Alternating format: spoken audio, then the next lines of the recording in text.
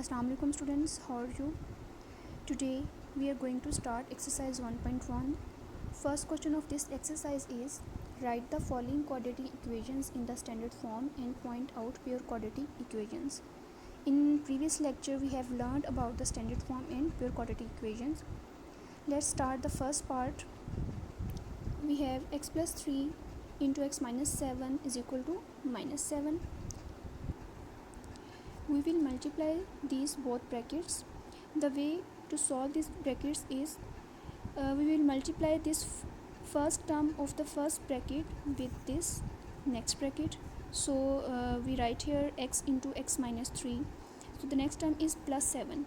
We will multiply plus 7 with this complete bracket, plus 7 into x minus 3. Minus 7 is same as it is, comes down.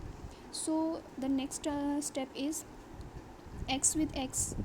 These both terms are again in multiplication, so x with x we get x square, or when we multiply x with minus 3 we will get minus 3x.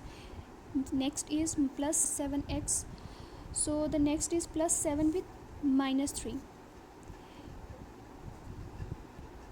It gives us minus 21 is equal to minus 7. अब next में हमने ये करना है कि जो हमारे पास same terms होंगी, सेम वेरिएबल्स होंगे, वही सिर्फ हम आपस में सॉल्व करवाएंगे. आपको पता है कि वेरिएबल सेम कैसे होते हैं.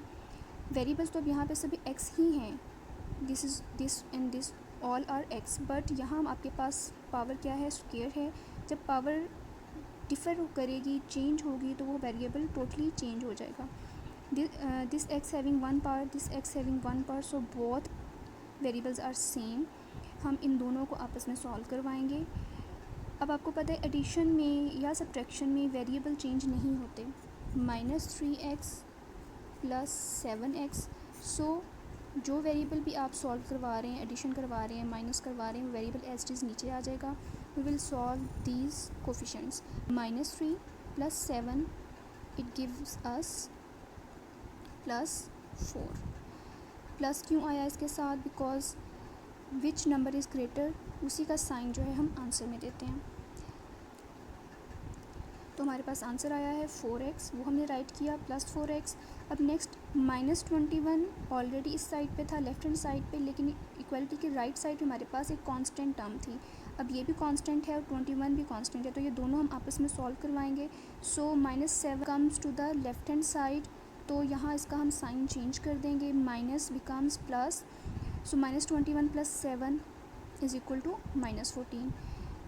अभी मैंने आपको जैसे बताया कि दोनों में से जो नंबर बड़ा होगा उसी का साइन आएगा.